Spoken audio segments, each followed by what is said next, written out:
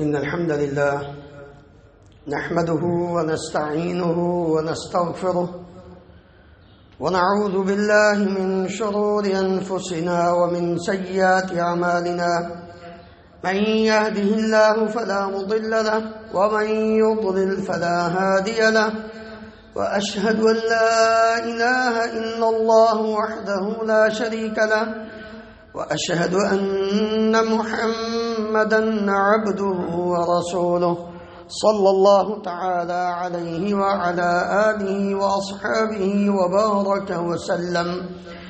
يا أيها الذين آمنوا اتقوا الله حق تقاته ولا تموتن إلا وأنتم مسلمون.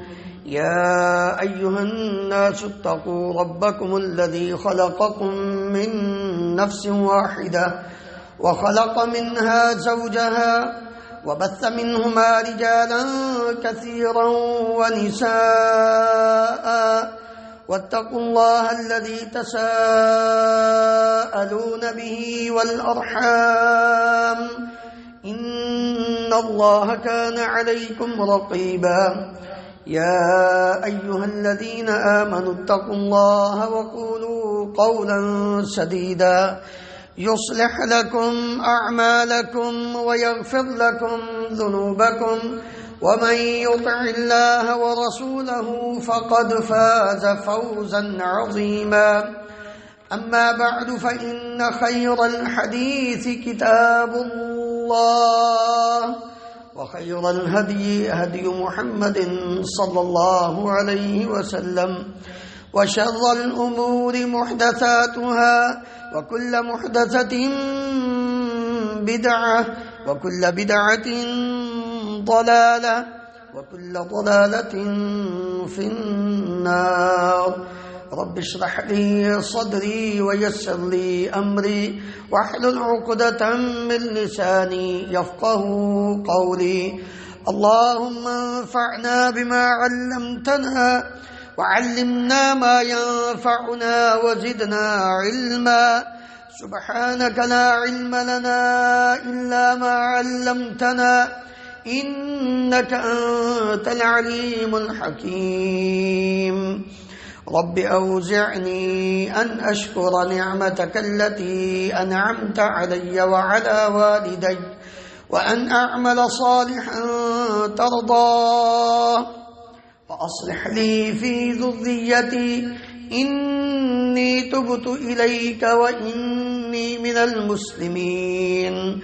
اللهم طهر قلوبنا من النفاق وأعمالنا من الرياء وألسنتنا من الكذب وأعيننا من الخيانة فإنك تعلم خائنة الأعين وما تخفي الصدور. ہر قسم کی حمد و ثنا اللہ رب العالمین کی ذات گرامی کے لیے ان گنت لا تعداد بے شمار درود و سلام اس ہستی مقدس پر جن کا نام نامی اسم گرامی محمد رسول اللہ صلی اللہ علیہ وآلہ وسلم ہے. محترم حضرات، عربی کی ایک کہاوت ہے، ایک مقولہ ہے، اطلب الجار قبل الدار والرفیق قبل الطریق. گھر بنانے سے پہلے ہمسایہ دیکھو اور سفر کرنے سے پہلے ہم سفر دیکھو، کیونکہ اسلام میں بڑی اہمیت ہے ہمسائے کی. ایسا نہ ہو کہ آپ گھر بنا دو، بعد میں پتہ چلے یہ ہمسایہ تو ہمارے جیسا ہے ہی نہیں، اور اس کے ساتھ حسن سلوک کرنا، اس کے حقوق کو ادا کرنا یہ بہت مشکل ہو جائے. اس لیے اللہ رب العالمین نے جہاں اپنی عبادت کا ذکر فرمایا ہے، ماں باپ کے ساتھ حسن سلوک کا ذکر فرمایا ہے، قریبی رشتہ داروں اور یتیموں کے ساتھ اچھا برتاؤ کرنے کا ذکر فرمایا ہے، وہیں پر ہمسائے کے ساتھ بھی اچھا سلوک کرنے کا ذکر کیا ہے. ایک ہی آیت کے اندر یہ ساری باتیں مذکور ہیں. وَاعْبُدُوا اللَّهَ وَلَا تُشْرِكُوا بِهِ شَيْئًا وَبِالْوَالِدَيْنِ إِحْسَانًا وَبِذِي الْقُرْبَى وَالْيَتَامَى وَالْمَسَاكِينِ والجار ذي القربى والجار الجنب والصاحب بالجنب وابن السبیل. اللہ کی عبادت کرو، اس کے ساتھ کسی کو شریک نہ ٹھہراؤ. ماں باپ کے ساتھ حسن سلوک کرو، قریبی رشتہ داروں کے ساتھ، یتیموں کے ساتھ، مسکینوں کے ساتھ اچھا سلوک کرو. والجار ذی القربہ، یہ نہیں کہ اللہ تعالیٰ نے، اسلام نے صرف خونی ریلیشن، خونی رشتہ، تعلق صرف اس کو ہی ذکر کیا ہے. معاشرتی زندگی کو ایک گل و گلزار بنانے کے لیے، الفت و محبت کا جامہ پہنانے کے لیے، تاکہ مسلمان جہاں رہیں پتہ چلے یہ مسلمان ہیں. ان کی پہچان ہی اس بات سے ہونی چاہیے کہ ان کا کسی کے ساتھ کوئی لڑائی جھگڑا، نفرت کو ضرورت نہیں ہونی چاہیے. ہاں، ان کی نفرت بھی ہو تو اسلام کی خاطر، ان کی عداوت بھی ہو تو وہ صرف اور صرف اللہ رب العالمین کی خاطر. ادروائز اگر ہمسایہ کافر بھی ہے تو اس کے ساتھ بھی بغیر کسی وجہ کے بدسلوکی نہیں ہونی چاہیے. والجار ذی القربى والجار الجنب، دو طرح کے ہمسائے،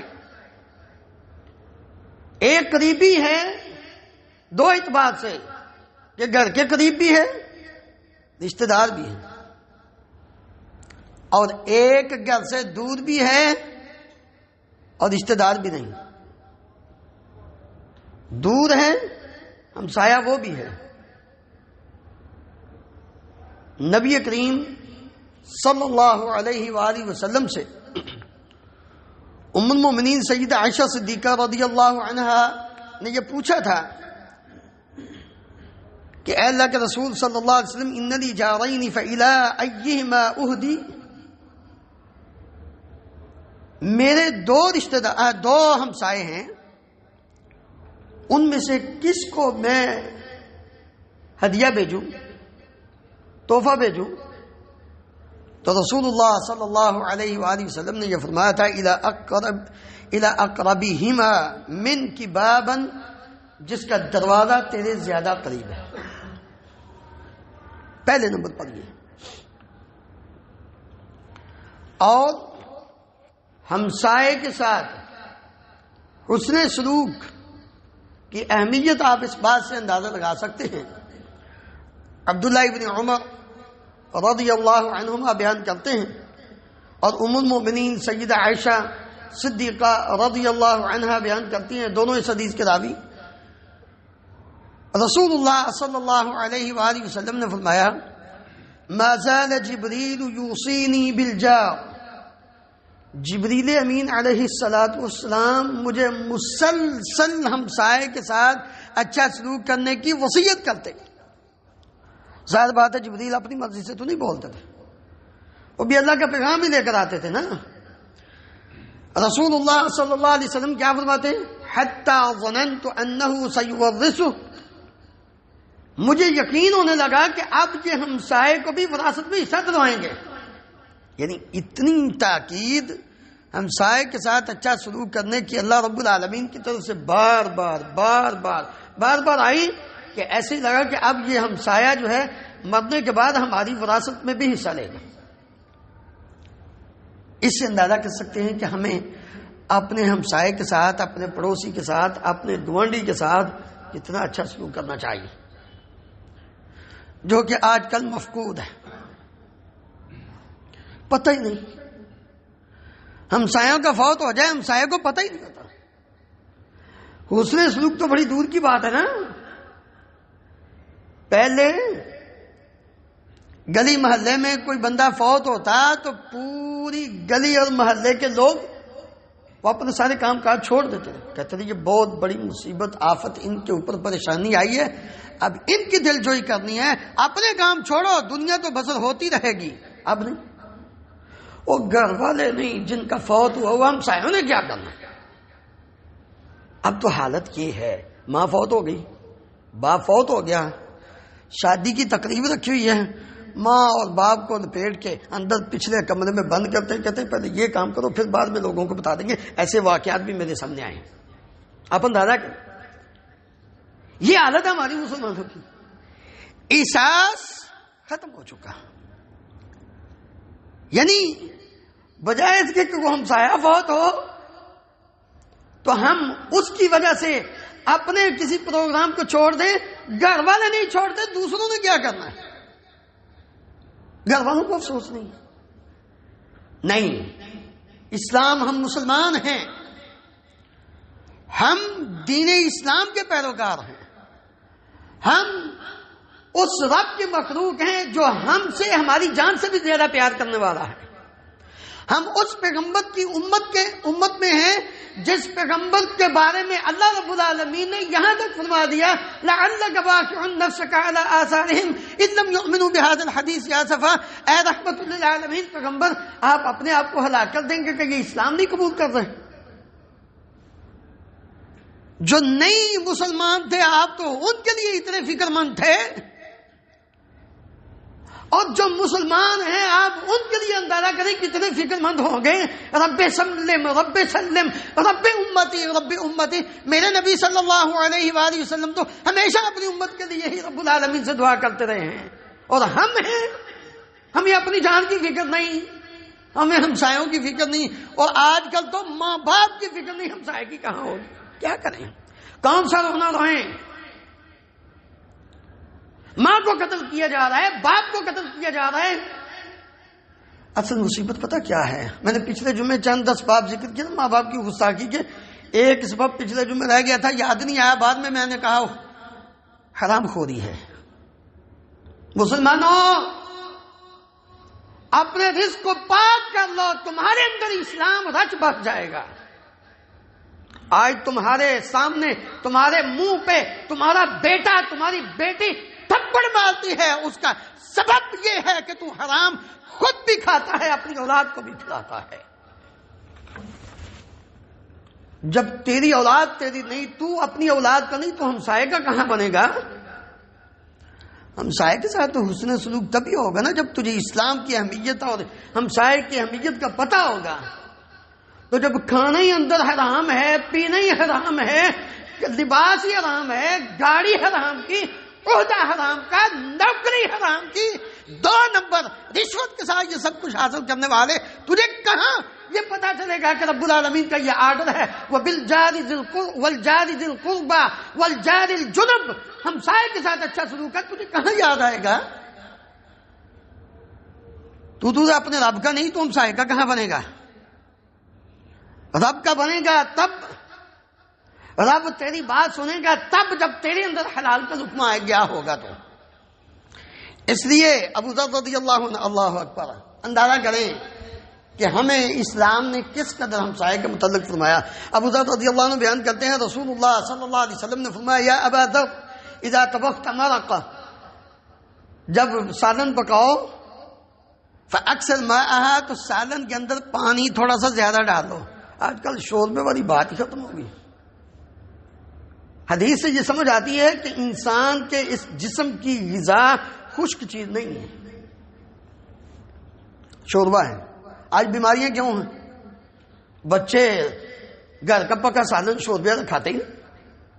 فاسٹ فوڈ، برگر، ہاں جی، سینڈوچ اور بروسٹ ہماری خوراک وہ چیز بن گئی جو ہماری تھی نہیں. بیماریاں، اور اسی وجہ سے ہم کسی دوسرے کو دینے کے لیے تیاری کچھ نہیں ہے. ہمسائے کو تو تب دیں گے نا جب ہمارا اپنا کچھ بنے گا.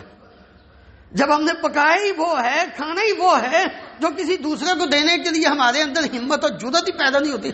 جب سالن پکایا گا، پانی کون سا مہنگا ہے، پانی تھوڑا سا ڈال دینا. سالن میں سے تھوڑا سا شوربہ نکالا، کوئی ایک آدھ چیز جو پکائی ہے، سبزی ہے، گوشت ہے، اس میں سے تھوڑی سی وہ ساتھ ڈال دے. نبی صلی اللہ علیہ وسلم فرماتے ہیں ابو ذر جب سالن پکاؤ تو پانی زیادہ کرو. وَتَعَاهَدْ جِيرَانَكَ، اپنے ہمسائے کا خیال رکھو. اللہ اکبر، کتنے ظالم لوگ ہیں. ہمسایہ تو بڑی دور کی بات ہے، اپنے رشتہ داروں کو بھوکا مار رہے ہیں. اپنے رشتہ دار پھر رشتے دار بھی اپنے سگے بھتیجوں کو بھتیجیوں کو بھوکا مارے. جب باپ ان کا فوت ہو گیا, ماں ان کی فوت ہو گئی اور ان کو بھوکا مارے. میں ابھی کل واقعہ پڑھے, میں رونگٹے کھڑے ہو گئے. 2 بہن بھائی, بھائی کی عمر 25 سال ہوگی, 20 سال ہوگی, بہن کی عمر اس سے کم ہے. ماں پہلے فوت ہو گئی, باپ فوت ہو گیا. چچاؤں نے بدماش تھے نا, پتہ ہی نہیں تھا کہ اسلام کیا چیز ہے. دونوں کو الگ الگ کمرے کے اندر بند کر دیا اپنی حویلی میں, جو باہر جانوروں والا 2 کمروں. 2 سال سے ان کو باہر نہیں نکلنے دیا, ان کو کپڑے نہیں دیے پہننے کے لیے. اسی کے اندر ایک مائی آتی, ایک روٹی تھوڑا سا سالن ان کے اندر کھڑکی سے پھینک جاتی, اندر ہی وہ قضائے حاجت, وہی ان کے کپڑے. سردی میں کوئی ان کے لیے لحاف نہیں, گرمی میں ان کے لیے کوئی پنکھے کا انتظام نہیں. بالآخر وہ بچی وہ نہ ہمت ان کر سکی, وہ چند دن پہلے وہ فوت ہو گئی. یہ حالت ہے ہم مسلمانوں کی. ایسے خبیث انسان جو اپنے خونی, صرف وجہ کیا تھی؟ زمینیں تھیں, جو 1000 کنال یا 950 کنال جو باپ کی زمین تھی, بس اس پہ قبضہ کرنا تھا اور ان کو ڈکلیئر کر دیا یہ پاگل ہو گئے. اگر وہ پاگل تھے تو تعلیم اتنی اچھی بچی نے کیسے حاصل کر لی, بچے نے کیسی اتنی تعلیم اچھی کر لی؟ میرے محترم بھائیو, ڈرنا چاہیے ہمیں, اللہ رب العالمین سے ڈرنا چاہیے. خیر, نبی کریم صلی اللہ علیہ وآلہ وسلم نے اسی لیے ہمسائے کے ساتھ اچھا سلوک نہ کرنے والے کے ایمان کی نفی کی ہے. ابو ہریرہ رضی اللہ عنہ بیان کرتے ہیں, نبی صلی اللہ علیہ وسلم نے فرمایا واللہ لا یؤمن واللہ لا یؤمن واللہ لا یؤمن. 3 مرتبہ قسم کھا کے نبی صلی اللہ علیہ وسلم فرماتے ہیں اللہ کی قسم وہ مومن نہیں, اللہ کی قسم وہ ایماندار نہیں, اللہ کی قسم اس کے اندر ایمان کی رتی بھی باقی نہیں ہے. کون؟ قیل من یا رسول اللہ, قال الذی لا یأمن جارہ بوائقہ, وہ آدمی جس کی تکلیف سے اس کا پڑوسی محفوظ نہ ہو. اپنے ہمسائے کو تکلیف دیتے ہو, اپنے ہمسائے کو تکلیف دیتے ہو, تم مومن ہی نہیں.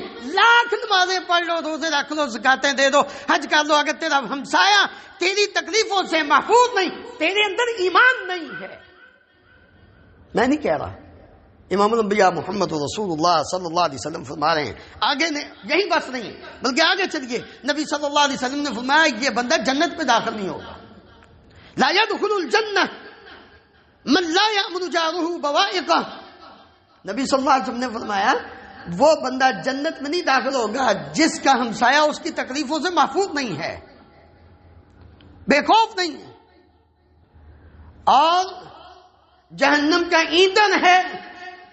ان فلانتن, آگے حدیث میں, ان فلانتن تذکر بکثرت صیامها وصلاتها وصدقتها غیر انها تؤذی جیرانها بلسانها قال هي فی النار. نبی کریم صلی اللہ علیہ وآلہ وسلم کے سامنے ایک عورت کا ذکر کیا گیا کہ فلاں عورت وہ بڑی نمازیں پڑھتی ہے, بڑے روزے رکھتی ہے, بڑا صدقہ کرتی ہے, لیکن وہ اپنی زبان سے اپنے ہمسائے کو تکلیف دیتی ہے. نبی صلی اللہ علیہ وسلم نے فرمایا ہی فی النار, یہ جہنمی ہے, جہنم کا ایندھن ہے یہ عورت, یہ جنت میں نہیں جائے گی. ہم سوچ لیں ہمارا کردار, ہمارا کریکٹر, ہمارا تعلق, ہمارا ناتا اپنے ہمسائے کے ساتھ کیسا ہے. ہمسائے کے ساتھ برا سلوک کرنے کا یہ انجام ہے, تو اپنے رشتہ دار غور فرما لیں. اللہ اکبر. مومن بننا چاہتے ہو, ایمان کی علامت اپنے اندر واضح, اپنے آپ کو مومن سمجھنا چاہتے ہو, تو ابو ہریرہ رضی اللہ عنہ بیان کرتے ہیں نبی کریم صلی اللہ علیہ وآلہ وسلم نے فرمایا من کان یؤمن باللہ والیوم الآخر فلا یؤذی جیرانہ. جو بندہ مومن ہے, جو اللہ اور آخرت کے دن پر ایمان رکھتا ہے, وہ اپنے ہمسائے کو تکلیف نہ دے. حکم دے دیا.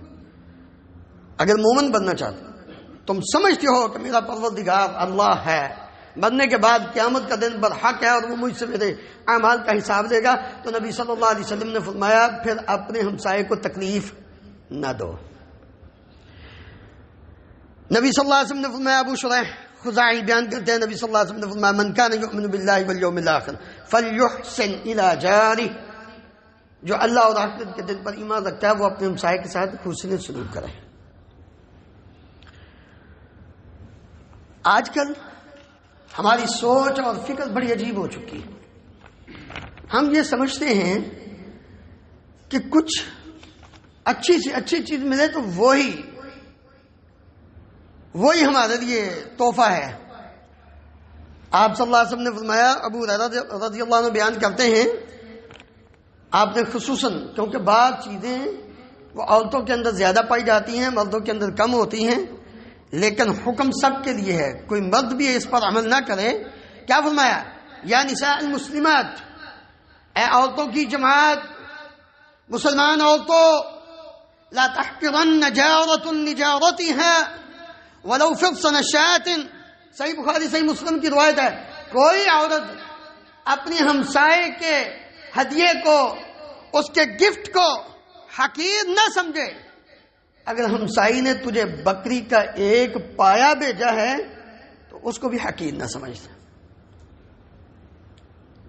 کیونکہ اس نے آپ کو خلوص کے ساتھ بھیجا، ہو سکتا ہے اس کے پاس طاقت اتنی ہے. جو چیز اس نے بھیجی ہے خوشی سے اس کو قبول کرو تاکہ اس کا دل نہ ٹوٹے. اللہ رب العالمین اس کو بھی اجر دے اور آپ کو بھی حقارت سے بچنے کی وجہ سے اللہ تجھے بھی نیکی دے. کیونکہ نبی صلی اللہ علیہ وسلم نے فرمایا لا تحقرن من المعروف شیئا، کسی بھی نیکی کو حقیر مت جانو. ولو ان تلقى اخاك بوجه طلق، خواہ تم اپنے مسلمان بھائی سے مسکرا کر ہی ملو، یہ بھی نیکی ہے. آپ اس کو ضروری نہیں بندہ پیسے خرچ کرے پھر ہی نیکی ہوتی ہے. تم صرف مسکرا کر خوش ہو کر کسی دوسرے سے مل لو، یہ بھی نیکی ہے. اللہ اکبر. خوش نصیب انسان اور بد نصیب انسان کون ہے؟ سعد بن ابی وقاص رضی اللہ عنہ بیان کرتے ہیں، رسول اللہ صلی اللہ علیہ وسلم نے فرمایا اربع من السعادہ، 4 چیزیں خوش نصیبی کی علامت ہیں. المرأة الصالحہ، نیک بیوی، دعا کیا کریں. جن کی آ گئی ہیں تنگ چلتی ہیں وہ بھی دعا کیا کریں، جن کی آنی ہیں وہ ابھی سے دعا کیا کریں. کیا دعا؟ ربنا هب لنا من ازواجنا وذرياتنا قرة اعین واجعلنا للمتقین اماما. یہ دعا کثرت سے کیا کریں اگر چاہتے ہو گھر کا سکون حاصل کرنا. المرأة الصالحہ، عورت بھی یہ دعا کرے، مرد بھی یہ دعا کرے تاکہ خوش نصیب بن جاؤ، خوش نصیبی والی علامات تمہارے اندر پیدا ہو جائیں. اربع من السعادہ المرأة الصالحہ والمسکن الواسع، کھلا گھر. اللہ سے دعا کیا کریں، دعا کیا کریں. دنیا مانگنی کوئی حرام نہیں ہے لیکن حلال اچھی. ربنا آتنا فی الدنیا حسنہ، پہلے دنیا ہے، وفی الآخرۃ حسنہ، دنیا میں گھر اچھا ہو، یہ اچھی زندگی، نیک بیوی ہو، یہ حسن ہے، دنیا کی حسنہ، اچھا گھر ہو. اور تیسری چیز والجار الصالح، اچھا ہمسایہ، نیک ہمسایہ ملنا چاہیے. ہمسایہ اچھا ہو انسان کی زندگی بدل جاتی ہے، نیک ہو انسان کی زندگی بدل جاتی ہے، وہ برائی سے بچ کر نیکی کی طرف آ جاتا ہے. والمرکب الہنی، گاڑی آرام دہ، تنگ نہ کرنا، مہنگی نہیں، بے شک سستی ہو، لیکن جو تمہیں سفر کے اندر آرام دے، بار بار تنگ نہ کرے، وہ گاڑی. یہ 4 چیزیں نبی کریم صلی اللہ علیہ وسلم نے فرمایا جس کے پاس موجود ہوں، اللہ نے اس کو عطا کی ہوں، وہ بڑا ہی خوش نصیب آدمی ہے. اور بد نصیب آدمی کون ہے؟ اربع من الشقاء، 4 چیزیں بدبختی کی علامت ہے. الجار السوء، برا پڑوسی. والمرأة السوء، بری عورت بیوی. والمرکب السوء، بری گاڑی جو ہمیشہ ہی تنگ کرے، پیسے ہی لگاتی رہے، اس نے تنگ ہی کرنا ہے، ادھر سے ٹھیک رہا ادھر خراب، ادھر ٹھیک رہا ادھر خراب. والمسکن الضیق، تنگ گھر، چھوٹا سا، تنگی کے ساتھ اس میں زندگی بسر ہو، بچے وہ پریشان رہتے ہوں، ایک ہی کمرہ ہو، یہ اچھی علامت نہیں ہے۔ گھر کھلا ہو، بیوی نیک ہو، ہمسایہ اچھا ہو، گاڑی آرام دہ ہو، یہ خوش بختی کی علامت ہے۔ اور اس کے مقابلے میں برا ہمسایہ، بری بیوی، گھر تنگ، سواری بری، یہ بدبختی کی علامت ہے۔ اس لیے ہمیں اپنی زندگی کے اندر اپنے آپ کو اچھا کیسے بنانا ہے؟ ہم خود اچھے بن جائیں، ہمسایہ بھی اچھا بن جائے گا، اس کے حقوق ادا کریں، اللہ رب العالمین کا حکم مان کر، انشاءاللہ وہ بھی بہتر ہو جائے گا، ہماری زندگی بھی بڑی اچھی ہو جائے گی۔ اللہ رب العالمین مجھے اور آپ کو ہمسایوں کے صحیح جو حقوق ہیں ان کو اپنا کر عمل کر کے زندگی بسر کرنے کی توفیق عطا فرمائے۔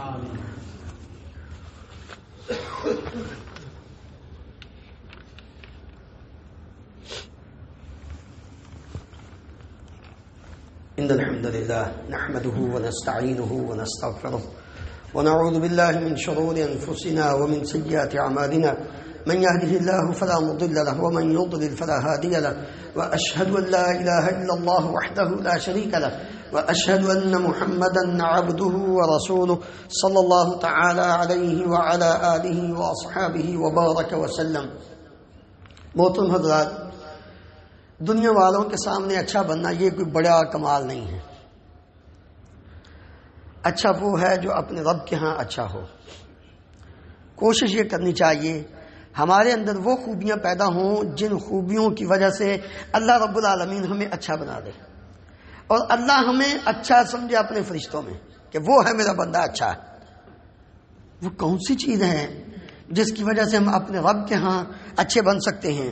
عبداللہ ابن عمر رضی اللہ عنہما بیان کرتے ہیں، رسول اللہ صلی اللہ علیہ وآلہ وسلم نے فرمایا، خیر الاصحاب عند اللہ تعالی خیرہم لصاحبہ۔ دوستوں میں سب سے اچھا دوست اللہ کے ہاں وہ ہے جو اپنے دوست کے لیے اچھا ہے، جو اپنے ساتھی کے لیے اچھا ہے، جو اپنے بھائی کے لیے اچھا ہے، جو اپنے قریبی کے لیے اچھا ہے، یہ اللہ کے ہاں اچھا ہے۔ جو اپنے دوست کے لیے اچھا نہیں، جو اپنے بھائی کے لیے اچھا نہیں، وہ اللہ کے ہاں کیسے اچھا ہوگا؟ سوچنے والی بات ہے۔ غور فرمائیں، آج دنیا میں ہماری حالت کیا ہے؟ ہم دوسروں کو کیا اچھا بنائیں گے یا ان کے لیے اچھے کیا بنیں گے؟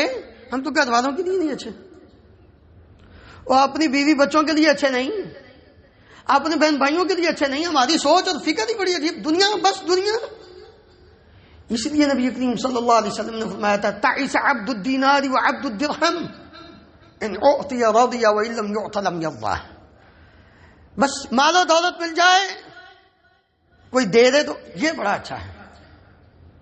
ہمارے نزدیک وہ اچھا ہے جو دے، جو نہ دے وہ برا۔ ہم اس پہ راضی ہو جائیں گے جس نے دے دیا، سب کچھ دے دیا، اور جو نہ دے ہم کہتے ہیں یہ اچھا ہی نہیں ہے، ہم اس سے ناراض۔ اللہ کے ہاں کون اچھا ہے؟ دوسرے نمبر پر وَخَيْرُ الْجِيرَانِ عِنْدَ اللَّهِ تَعَالَى خَيْرُهُمْ لِجَارِهِ۔ اللہ کے ہاں سب سے اچھا بہتر پڑوسی وہ ہے جو دنیا میں اپنے ہمسائے اور پڑوسی کے لیے اچھا ہے۔ ہمسائے کے ساتھ ہمارا اچھا سلوک نہیں ہو تو ہم کہتے ہیں ہم دنیا میں سب سے اچھے بن جائیں، اللہ کے ہاں اچھے بن جائیں، سوال ہی نہیں پیدا ہوتا۔ یہ نبی کریم صلی اللہ علیہ وسلم نے فرمایا، جامع ترمذی کی روایت ہے، حسن صحیح۔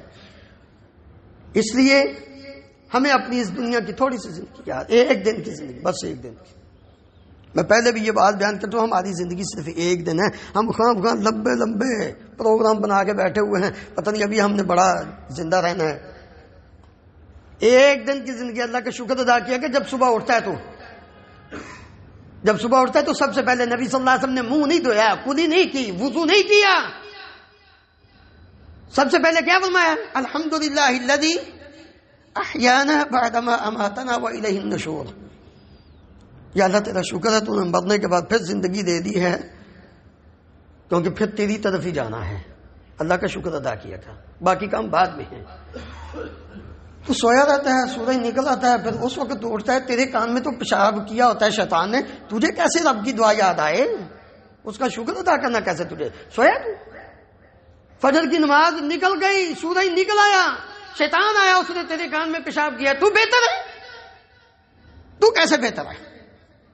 تو اپنی جان کے ساتھ بہتر نہیں، اپنے نفس کے ساتھ تو خیر نہیں کرتا، تو نے اپنے بھائی کے ساتھ، تو نے اپنے ہمسائے کے ساتھ کیسے خیر کرنی ہے؟ جو فجر کے ٹائم سویا رہے بھلا وہ بھی بہتر ہے، اس نے اپنی جان کی خیر کی۔ نبی صلی اللہ علیہ وسلم نے فرمایا جو فجر اور عصر کی نماز جماعت کے ساتھ ادا کرتا ہے وہ اللہ، فجر کی نماز ادا کرتا ہے جماعت کے ساتھ، وہ اللہ کے ذمے میں ہے۔ جو عصر کی ساتھ پڑھ لیتا ہے وہ یوں سمجھے کہ اس نے جنت کا داخلہ حاصل کر لیا ہے۔ تو نے اپنی جان کے ساتھ خیر خائی نہیں کی، تو نے ہمسائے کے ساتھ خیر خائی کیا کرنی ہے؟ تجھے تو اپنی فکر نہیں۔ بہتر بن جاؤ، اپنے دوستوں کے ساتھ بہتر بن جاؤ، اپنے بھائیوں کے ساتھ بہتر بن جاؤ، اپنے ہمسائے کے ساتھ بہتر بن جاؤ۔ جب یہ تھوڑی سی ایک دن کی زندگی میں ان لوگوں کے ساتھ بہتر بن جاؤ گے تم اللہ کے ہاں بھی بہتر ہوگے۔ اللہ رب العالمین مجھے اور آپ کو عمل کرنے کی توفیق عطا فرمائے۔ ان اللہ وملائکتہ یصلون علی النبی یا ایھا الذین آمنوا صلوا علیہ وسلموا تسلیما اللهم صل علی محمد وعلى ال محمد كما تحب وترضى اللهم اغفر لنا وللمؤمنین والمؤمنات والمسلمین والمسلمات الاحیاء منهم والاموات اللهم اغفر لجميع الموتى المسلمين الذين شهدوا لك بالوحدانية ولنبيك بالرسالة وماتوا على ذلك اللهم اغفر لهم وارحمهم وعافهم واعف عنهم واكرم نزلهم ووسع مدخلهم واغسلهم بالماء والثلج والبرد اللهم اجعل قبورهم روضة من رياض الجنة اللهم اشف مرضانا ومرضى المسلمين اذهب الباس رب الناس واشف انت الشافي لا شفاء الا شفاؤك شفاء لا يغادر سقما اللهم انصر الاسلام والمسلمين اللهم اعز الاسلام والمسلمين واذل الشرك والمشركين اللهم عليك باليهود وعوالهم فانهم لا يعجزونك اللهم انصر اخواننا المسلمين المستضعفين في فلسطين وغزة وفي كل مكان اللهم انصرهم نصرا عزيزا وافتح لهم فتحا مبينا واهدهم صراطا مستقيما اللهم ارنا الحق حقا وارزقنا اتباعه وارنا الباطل باطلا وارزقنا اجتنابه اللهم امنا في اوطاننا واجعل هذا البلد امنا مطمئنا رخاء سخاء وسائر بلاد المسلمين سبحان ربك رب العزة عما يصفون وسلام على المرسلين والحمد لله رب العالمين.